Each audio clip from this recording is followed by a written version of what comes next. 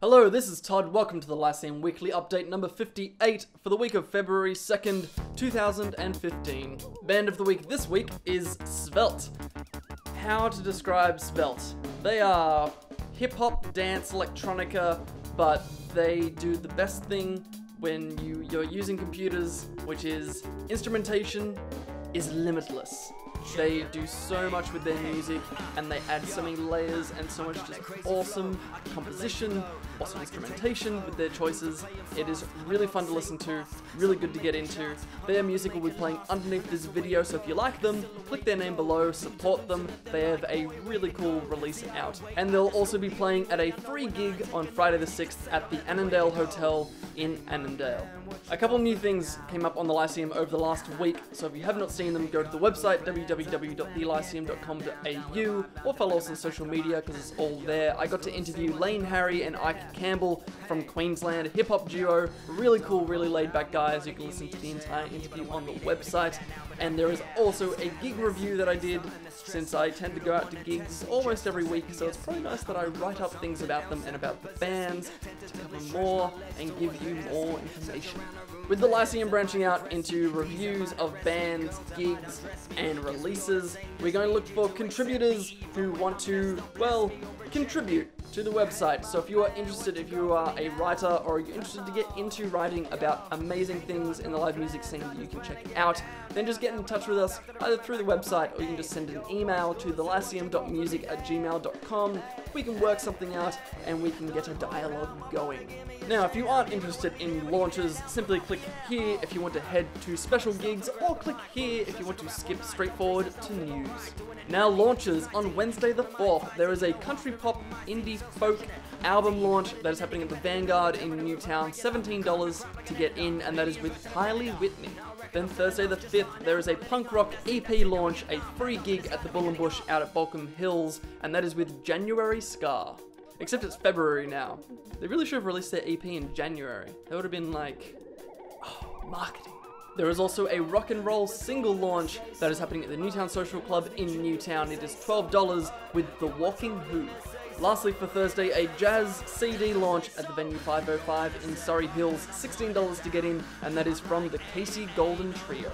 Friday the 6th, only one launch. It is a rock single launch happening at the Brighten Up Bar in Darlinghurst, $10, and that is with The Bitter Sweethearts. Then Saturday the 7th, a metal album launch at Baldface Stag in Leichhardt, $10, and that is with Demon Pyre. Then lastly for Saturday, and lastly for launches, a blues metal rock single launch at the Herman's Bar in Darlington, $10 to get in, and that is with Divine Electric. Now, special gigs on Thursday. Mission Australia has a program put together. It is called Sound of the Streets program, where they get a bunch of students, they teach them a bunch of music, they perform in bands, and then they perform it live for the audience to enjoy. It spans a whole bunch of different genres. It is happening at the Red Rattle Theatre in Marrickville. It is a free gig to get in, and it is with a whole bunch of student bands. Then Sunday the 8th, from midday, there is an all-ages show of hardcore, metal, punk, all that kind of stuff. It is called Kill All Your Friends 3. It is happening at the Blacktown Masonic Hall in Blacktown. It is $15 to get in. You can check out a large list of bands, including I Exalt from Adelaide, I Valiance from Melbourne, Iconoclast from Perth, A Night in Texas from Brisbane, Tomb of Doom from Brisbane, The Stratagem from Brisbane, and the local bands playing on the gig include Allegist, To the Grave, Staunch, and Blind Oracle.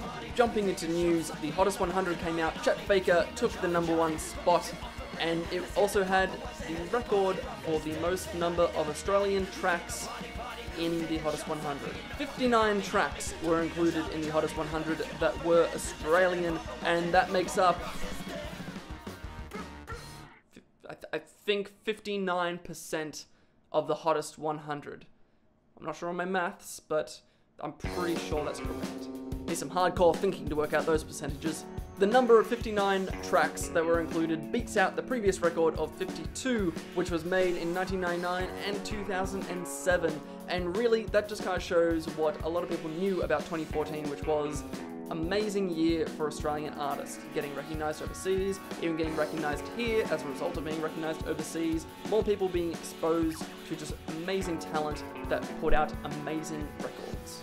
But really, did your favorite tracks make it into the Hottest 100? Were they excluded? It didn't seem to have as much backlash as it used to, but this is the internet. Did you hate something about it?